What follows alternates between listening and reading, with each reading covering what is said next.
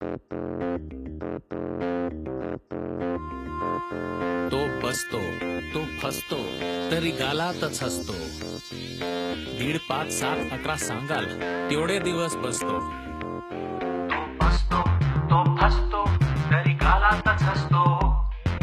1.5, 5, 7, 11 सांगाल तेवढे दिवस बसतो.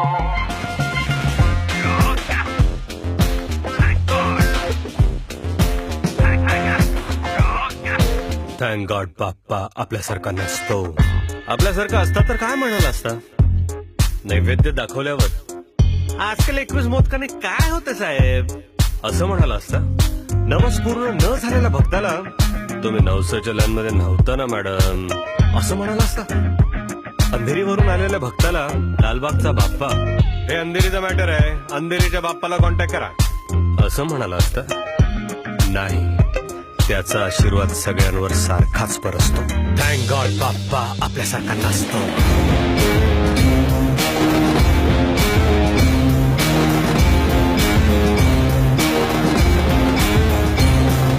त्याच्या नावाखाली आम्ही धंदा थाटलाय. एक असलं तरी त्याला मंडळांमध्ये वाटलाय.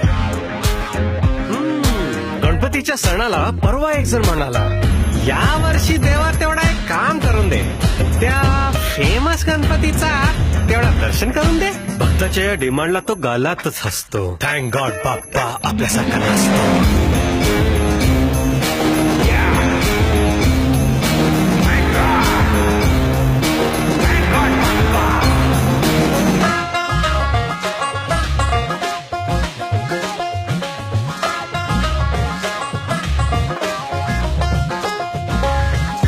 आशीर्वादाचं त्याने पॅकेज दिलं असतं. माझ्या बरोबर शंकराचे आशीर्वाद फक्त 20,000. ग्रुप नवस केला तर डिस्काउंट दिला असता. विसर्जनाच्या 2 दिवस आधी असं ओरडलं असतं. नाही नाही नाही, भक्तीच्या धंद्यात त्याला इंटरेस्ट नसतो. थँक गॉड बाप्पा आपल्यासारखा नसतो. त्याची उंची पोटात मोजणारे आपण, भक्ती सोडून शक्ती दाखवणारे आपण. जो आपल्याला वाचवत आलाय त्याला आपल्यापासून वाचवा. नाक्या नाक्यावर बसवता तसा एक क्षण हृदयात बसवा. एक क्षण कशाला हो, 1.5, 5, 11 सांगा तेवढे दिवस बसतो. थँक गॉड बाप्पा आपल्यासारखा नसतो.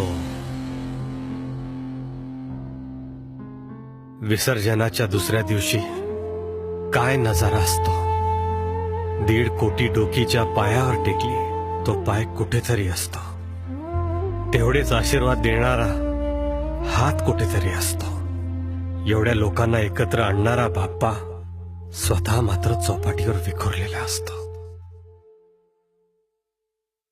तरीही तो हसतो, तो फसतो.